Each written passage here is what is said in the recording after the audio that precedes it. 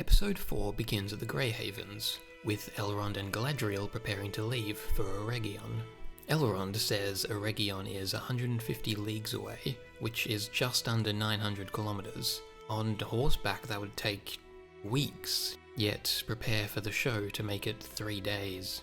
Elrond says they need an archer and 2 swordsmen, and trusts Galadriel to sort it out. Yet, remember, all the warriors Galadriel knows passed through the Golden Mist teleportation vagina and left for Valinor. Surely Elrond, who wasn't hunting Sauron for 1,000 years, and has been in Lindon for centuries, would better know the best local warriors. Galadriel keeps snarkily referring to Elrond as Commander, as the writer's self-insert to make sure we know she was robbed of her command. You'll have to forgive me, I foolishly thought they'd be riding horses to Eregion, but no, they're running. After a montage of the band of Elrond running to Eregion, they arrive at a destroyed bridge. Elrond touches this destroyed stone and deduces it was lightning, but Galadriel corrects him, saying no earthly force could do this, and that it was the work of Sauron. This elf, Camnir, says they can go a slower way north or take a southern shortcut through the mountains. Galadriel has a vision of a cave and says there's evil in the mountains. Does this sound familiar to any of you? The band of heroes must choose a safe, slow route or a fast, dangerous one. Specifically, one character recommends the first route, but another character says, no, there's evil there. Yeah, this is just ripped from Fellowship, when Gimli recommends travelling through Moria, but Gandalf fears the Balrog. Elrond overrules Galadriel and orders them to go the fast south path. Galadriel protests, but is ignored. So obviously there's going to be an ambush.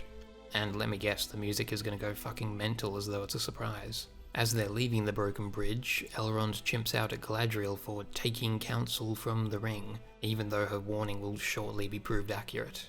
Back to fake Gandalf, and he's looking for his hobbits, which he washed away in a magic sandstorm. Sadly, I assume they have both survived this. He meets a plot device goat, which he follows to a farm, and he meets Tom Bombadil. Fucking hell. Gandalf's star map gets blown out of his hands, and he goofily chases it around as it's just out of his reach, like... The hand of God reaches down and gets the map impaled on a tree branch, and Gandalf realizes this branch is his staff to be, but the tree has other ideas and eats him. Yes, just like Pippin is eaten in Fellowship. Nori, sadly still alive and completely unharmed, awakes. Poppy is next to her, and instead of checking to see if Poppy is wounded, Nori just yells at her to wake up. The lepers appear and they jump off a small ridge, and meet this creature. He's called Merrimack in the script, but introduces himself as nobody. So fucking cringe. He bandies words with the witless fool Poppy, and Poppy becomes smitten. Yeah, no, they're perfect for each other. Nori, jealous she's not the center of attention, interjects and asks for water, which she then accuses him of stealing from the lepers. Merrimack shits his pants at being racially profiled and stumbles away, with Nori and Poppy waddling along behind him. Poppy threatens to turn her lover-to-be over to the lepers, and Merrimack submits and agrees to take them to his hamlet. We see the village, and Nori makes a comment about halfwits, the legally distinct not-hobbit race, living in holes. Holy fuck. Please don't tell me Nori is going to fucking build Bag End. But anyway, this one, the Gunt, corrects Nori and says they're not halfwits but stores. Poppy defends her lover-to-be, and the Gunt threatens to feed Poppy and Nori to the lepers. It seems the murder-cannibalism tendencies of these not-hobbits is indeed a racial trend for all subcategories of legally distinct not-hobbits. This looks like a small community, so I assume the incest tendencies also carry over. I mean, just look at these freaks. What? Like an elf? Bigger than that. Oh, so he's a great big grand elf. Stop it, please, I beg you! Holy fuck. You did not just have this fucking Gunt come up with Gandalf's name. Nori says Gandalf is a wizard and all the hobbits freak out. And the Gunt says the only wizard around these parts is the Dark Wizard, with the fucking D and W capitalized. That's fake Saruman's official name in the show, Dark Wizard. The desert freak cannibal hobbits then tie up Nori and Poppy.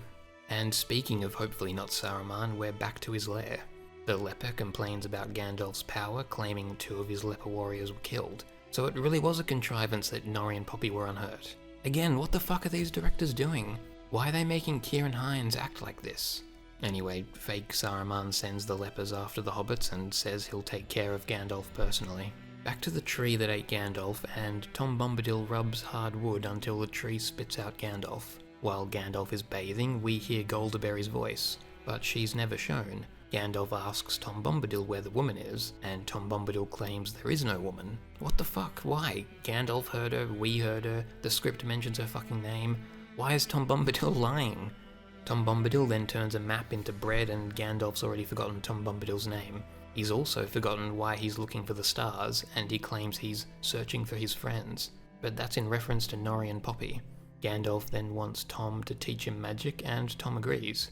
Gandalf then remembers he was following the stars to find a staff, and deduces he was really searching for Tom. The lepers pass by, and Tom Bombadil confirms fake Saruman is an Istar, like Gandalf. He really fucking is Saruman. Fucking vindicated once again, my god. Tom then says Saruman is hungry for power, and that Saruman needs a strong ally like Sauron.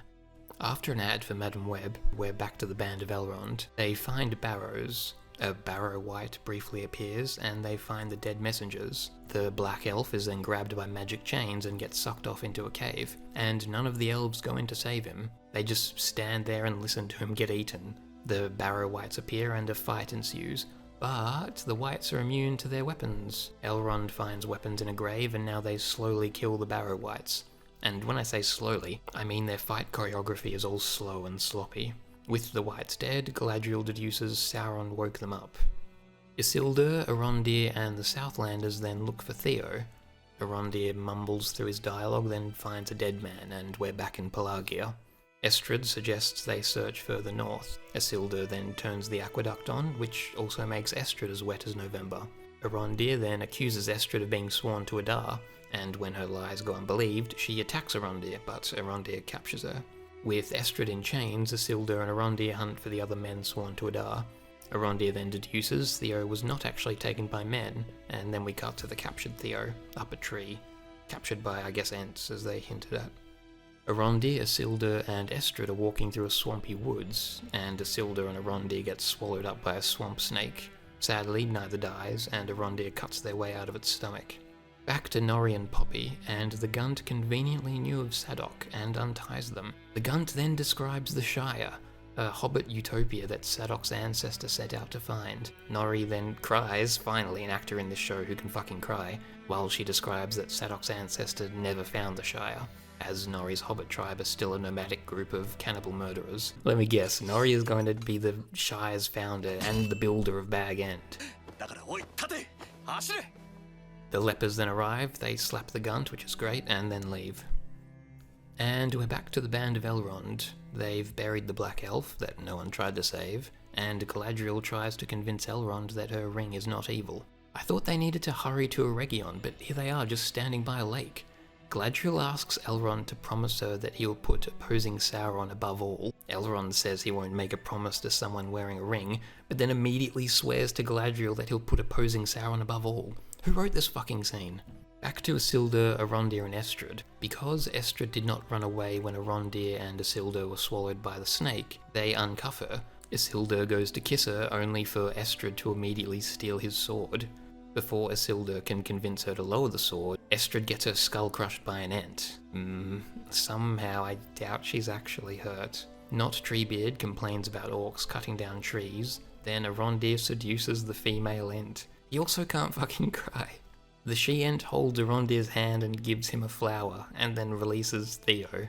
Estrid wakes up and is completely fine, but before she and Isildur kiss, a man sworn to Adar runs over, cucking Isildur, and Isildur tries to cry again. For some reason, the Ents are completely fine to release the men sworn to Adar, even though they were actually cutting down trees. Theo and Arondir reconcile, and then we cut to an orc army, being watched by the Band of Elrond. Camnir gets shot by a random arrow, but Galadriel's ring heals him. The Band of Elrond abandon their quest to Eregion to return to Lindon, because apparently this orc army is more of a threat than Sauron in Eregion, and Galadriel decides she alone will hold back the orcs. Galadriel starts spinning and throwing knives. She then shoots 2 fire arrows at once, which actually would make them quite weak, as the force dispersion along the string does not double, so each arrow is shot with only half power. The orcs hit with the fire arrows, then burst into fucking flame. Again, that wouldn't happen unless they were covered in flammable liquid, but they're not. Galadriel jumps on a horse, the orcs just watch her and then attack one at a time until she rides away. But before she can escape, the Mike Trout Troll chain whips her off the horse, and Adar captures her.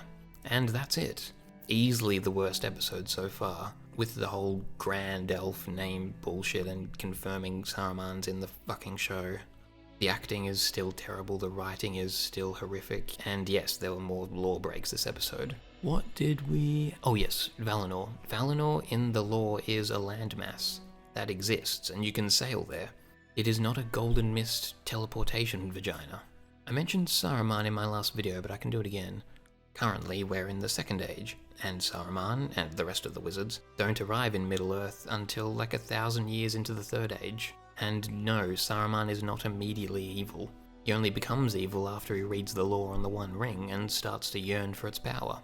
I think the Barrow-wights are the last lore break for this episode. Again, like the wizards, the Barrow-wights don't appear until 1400 years into the Third Age. Also, Elrond somehow knows their lore, that they can only be killed by their own weapons. So yeah, that's it till next week. See you. Bye bye. See you, bye bye じゃねえよ